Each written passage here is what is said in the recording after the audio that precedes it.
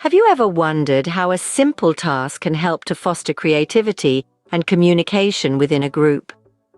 Today we're delving into a fascinating exercise known as the Draw Apple task. This unique task, used in workshops, encourages participants to explore the myriad shapes of apple, stimulating creativity, enhancing communication, and fostering group dynamics. It's not just about the task itself, but the process and experience that come along with it. Now, you're probably wondering, how do we do this task? Well, let's dive right in. To begin the Draw Apple task, you need a group of 4 to 6 people. Each participant is handed a different colored marker. Now here comes the fun part. Every individual in the group gets to draw their version of apple. Remember, there's no right or wrong way to do this. It's not about creating the perfect apple, but rather about exploring your creativity and seeing how different people interpret the task. Once everyone has finished drawing, take a step back and observe the apples drawn. Each apple is unique, just like the individual who drew it. Now go around and mark the apple drawings that appeal to you. This isn't a competition, it's about acknowledging the diverse perspectives within your group. Next, it's time to reflect. Take a moment to think about the task. What did you learn about yourself? How did you feel about the process? Then share your reflections with the group. This is where the magic happens. As you discuss your experiences, you'll begin to see patterns, similarities, and differences. You'll gain insights into your group dynamics and the importance of communication. So you see, it's not just about drawing apple. It's about the process, the communication, and the dynamics within the group.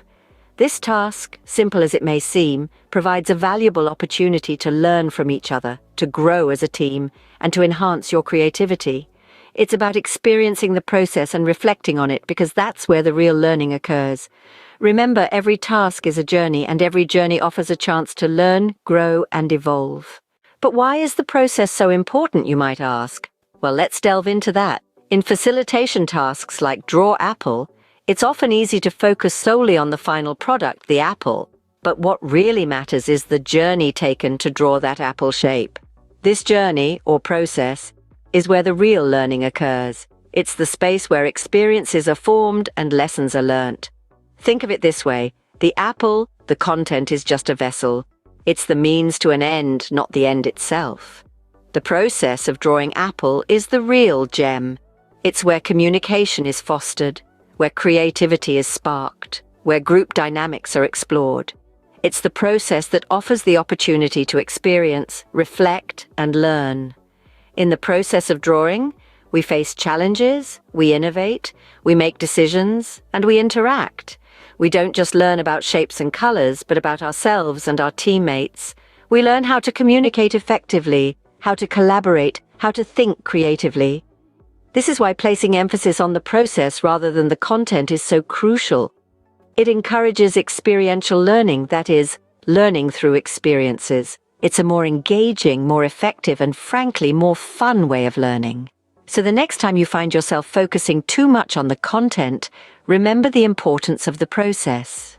Remember that it's not just about apple, but the journey of drawing it. So, what can we take away from the Draw Apple task? Well, it's clear that the task itself, whether it's drawing apple or something else, is just a vehicle for the real learning. The true value lies in the process, the communication, the group dynamics, and the creativity that comes to light during the task. Then comes the reflection, the feedback, the shared experiences. These are the moments where real experiential learning takes place. The Draw Apple task serves as a reminder that facilitation is not just about the task at hand.